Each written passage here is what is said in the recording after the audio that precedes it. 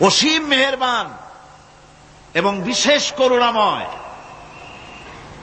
তিনি, যিনি রহমান এবং রহিম। রহমান রহিম আল্লাহ পাকের দুটি গুণবাচক নাম। রহমান অপেক্ষা রহিম অপেক্ষা রহমান, এটা হচ্ছে বেশি ব্যাপক অর্থবোধক, যার জন্য তাফসীরে বলা হয়েছে আর রহমানু যুর রাহমাতি শামিলা বিজামিল খালায়েক ফিদ দুনিয়া ওয়াল মুমিনিনা ফিল আখিরাহ। অর্থাৎ রহমান তিনি, যিনি এমন রহমতের মালিক যা বিশেষত গোটা বিশ্বের সমস্ত মানুষের জন্য প্রযোজ্য। আর রহিম হচ্ছে শুধু কিয়ামতের দিন পৃথিবীতে রহমান তিনি দয়াবান পৃথিবীর সমস্ত মানুষের জন্য, এবং কিয়ামতে শুধু মুমিনদের জন্য।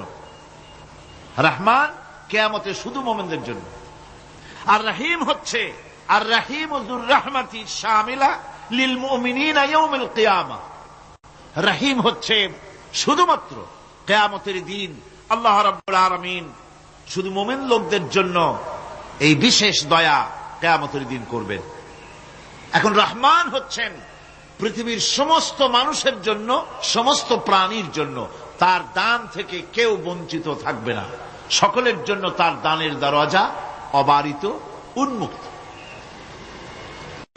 এই পৃথিবীর বুকে আমরা দেখতে পাই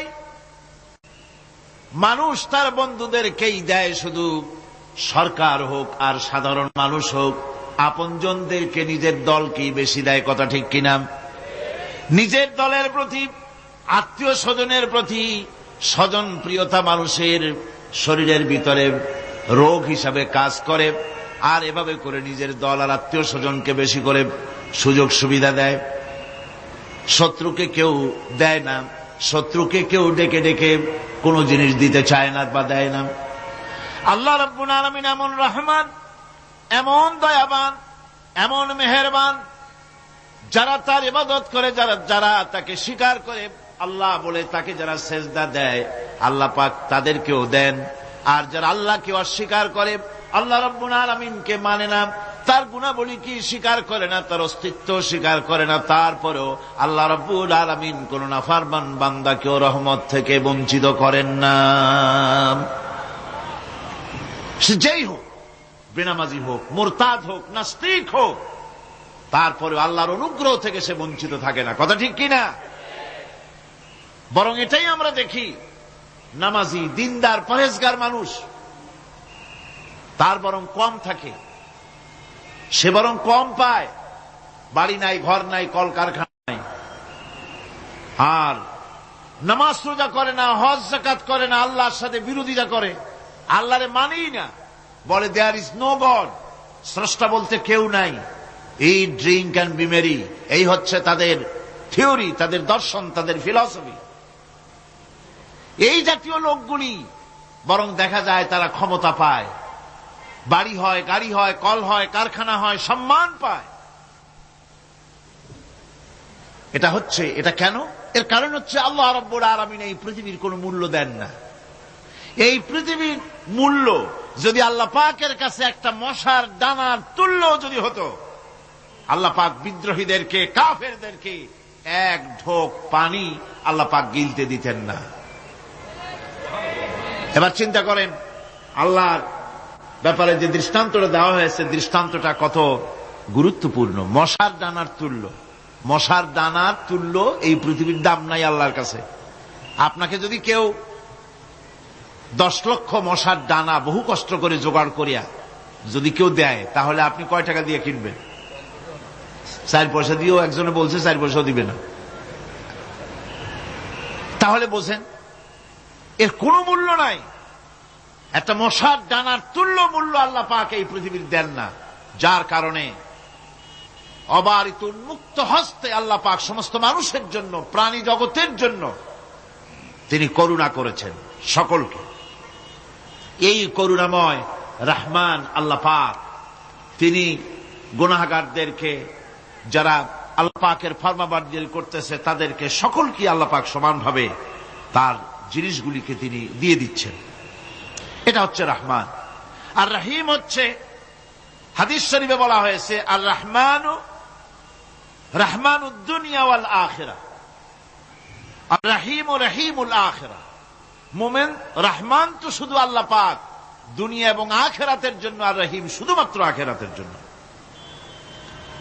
আবার কোন কোন আয়াতে বলা হয়েছে যে আল্লাহ পাক দুনিয়ার মানুষের জন্য রহিম। একটি আয়াতে ভাবে বলা হয়েছে, হুয়াল্লাযী ইউসাল্লি আলাইকুম ওয়া মালাইকাতুহু লিয়ুখরিজাকুম মিনাজ যুলুমাতি ইলান নূর ওয়া কানা বিল মুমিনিনা রহিমা। সে আল্লাহই তোমাদের প্রতি রহম করেছেন, রহমত নাজিল করেছেন, এবং তার ফেরেশতাগণ এই উদ্দেশ্যে যে তোমাদেরকে তিনি অন্ধকার থেকে আলোর দিকে বের করে নিয়ে আসবেন। আর তিনি হচ্ছেন মুমিনদের জন্য রহিম, অত্যন্ত দয়াবান। আরবি ভাষায় আর রহমান অন্তর্জগতের এমন একটি নম্র উচ্ছ্বাসিত অবস্থার প্রতি ইঙ্গিত করে, যার ফলে তার স্বতঃস্ফূর্তভাবে নিজের থেকেই মহানুভবতা এবং প্রীতি ও মহব্বতের ইচ্ছার বহির্প্রকাশ ঘটে। তাই রহমতের মধ্যে আছে স্নেহ, আছে প্রীতি, আছে অনুগ্রহ। আল্লাহ পাকের রহমতটা কি জিনিস? সেটা হচ্ছে রহমতি ওয়াসিআত কুল্লা শাই। আমার রহমত দিয়ে সমস্ত জিনিসকে ঢেকে রাখা হয়েছে। প্রত্যেকটি জিনিসের ভিতরে আল্লাহ পাকের রহমত রয়েছে। রহমত ছাড়া এই পৃথিবীতে মানুষের চলার কোনো পথ নাই। সমস্ত ব্যাপারই আল্লাহ পাকের রহমত আর রহমত। তাবৎ সৃষ্টির দিকে যদি আমরা তাকাই, আল্লাহ পাকের সৃষ্টি জগতের দিকে তাকাই, সেখানে আল্লাহর এই করুণা ছাড়া আর কিছুই দেখা যাবে না।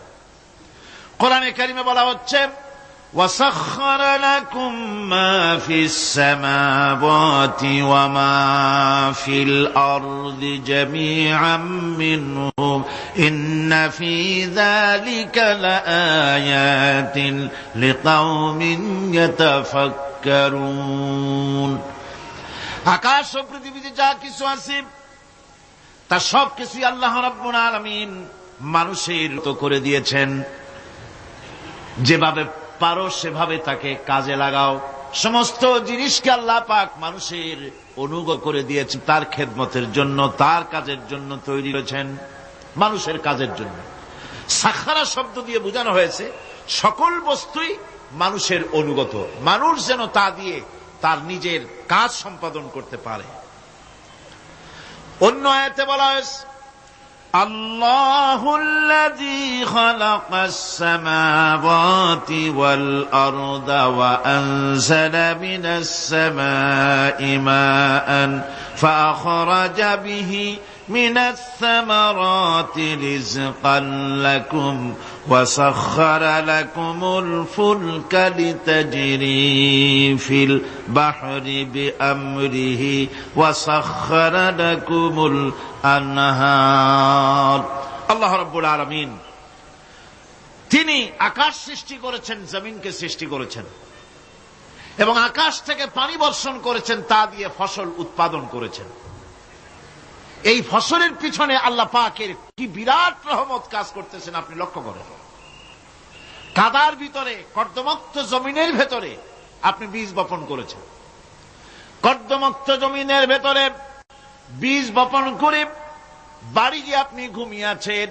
আল্লাহ পাকের রহমত, তার কুদরত, ওই বীজ থেকে পাতা উদ্গত করে দিয়েছেন, শিকড় মাটির ভেতরে চলে গিয়েছে, পাতাগুলি নরম, সবে পাতাগুলি গজিয়েছে, সূর্যের তাপে পাতা মুষড়ে পড়ে গিয়েছে বিকেল বেলায়, সারাদিন সূর্যের প্রখর তাপ লেগেছে। মানুষকে খাওয়াবার জন্য আল্লাহ রাব্বুল আলামিনের কি বিরাট রহমত কাজ করতেছে লক্ষ্য করুন। রাতের বেলায় আল্লাহ পাক শিশির বিন্দু নাজিল করে দেন, কণা কণা শিশির বিন্দু ওই মুষড়ে যাওয়া পাতার উপরে পড়ে গিয়ে সারা রাত এভাবে সুন্দর ঠান্ডা বাতাস আর শিশির বিন্দু যত্ন করে করে মুষড়ে যাওয়া পাতাটিকে সকালবেলা পর্যন্ত তরতাজা সজীব আর প্রাণবন্ত করে দেন। এরপরে গাছ বড় হলো, তার ভিতরে রব্বুল আলামিন ধান দিলেন, গম দিলেন।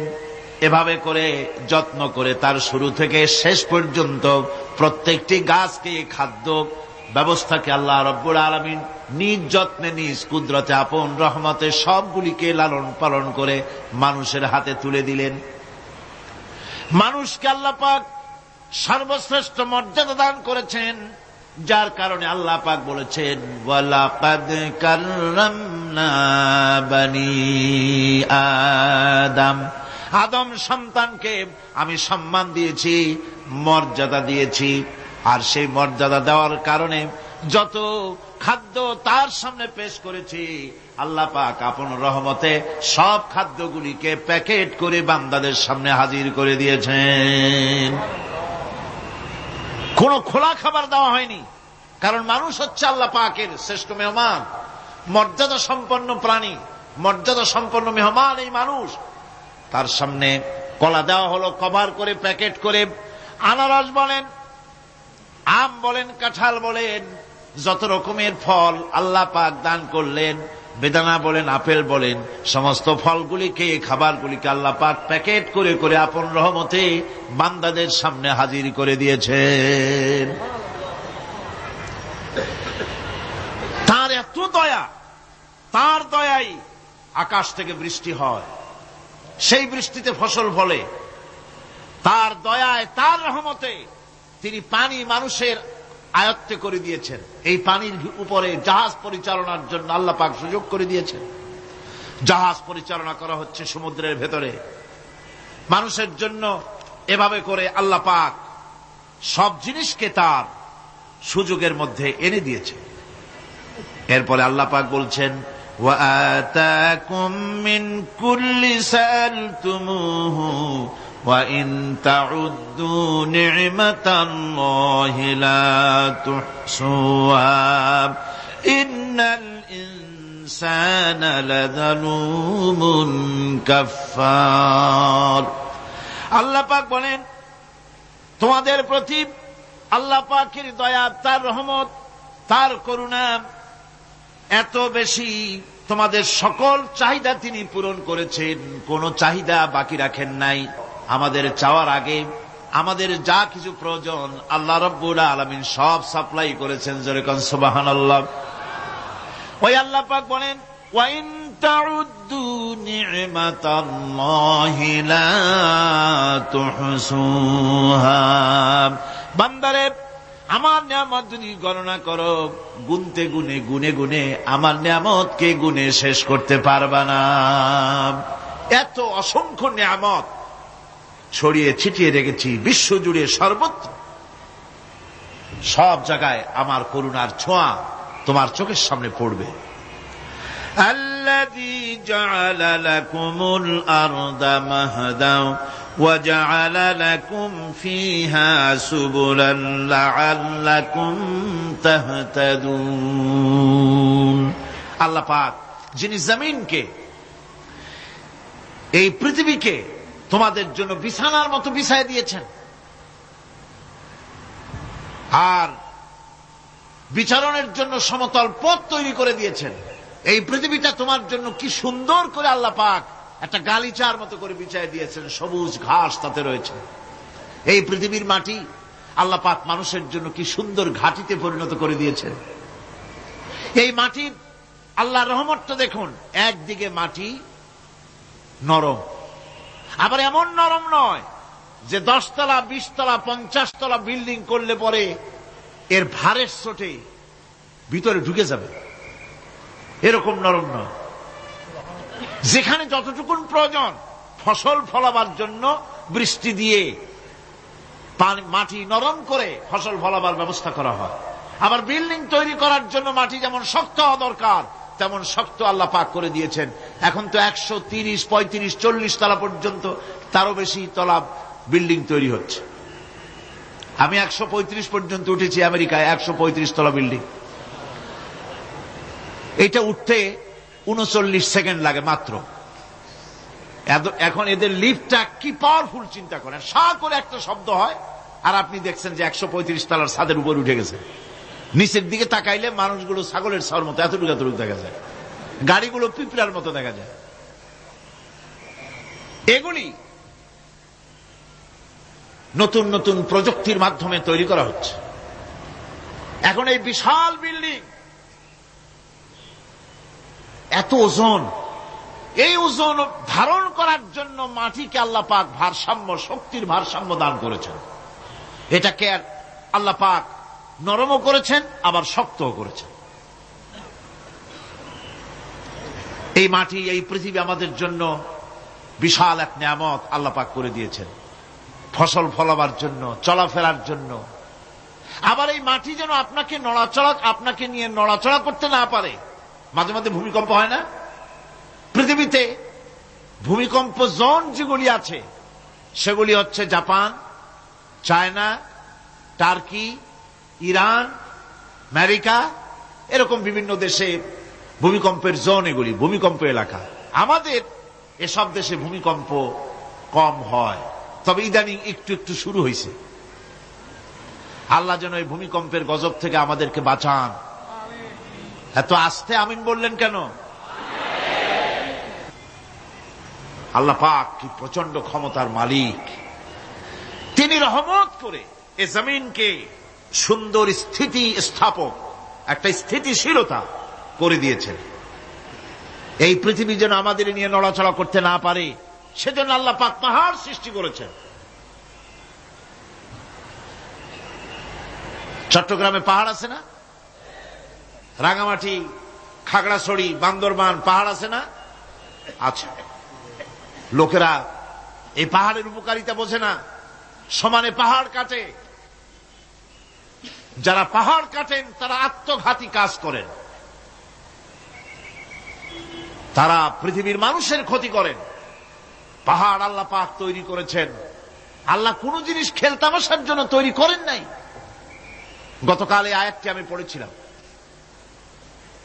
আল্লাযীনা ইয়াযকুরুনাল্লাহা কিয়ামান ওয়া কুউদান ওয়া আলা জুনুবিহিম ওয়া ইয়াতাফাক্কারুনা ফী খালকিস সামাওয়াতি ওয়াল আরদ রব্বানা মা খালাকতা হাযা বাতিলা। নিরর্থক করে আল্লাহ পাক কোন জিনিসকে তৈরি করেন নাই। আল্লাহ পাক এই পাহাড় সৃষ্টি করেছেন জমিনের ভারসাম্য রক্ষা করার জন্য। সেই পাহাড়গুলি কাটতেছে মানুষ সমানে, গাছ কাটতেছে সমানে। এতে করে প্রকৃতির ভারসাম্য নষ্ট হয়ে যাচ্ছে। এগুলি সব আল্লাহ পাকের রহমত, সবগুলি আল্লাহ পাকের নিয়ামত। খালি খালি আল্লাহ কিচ্ছু তৈরি করেন নাই।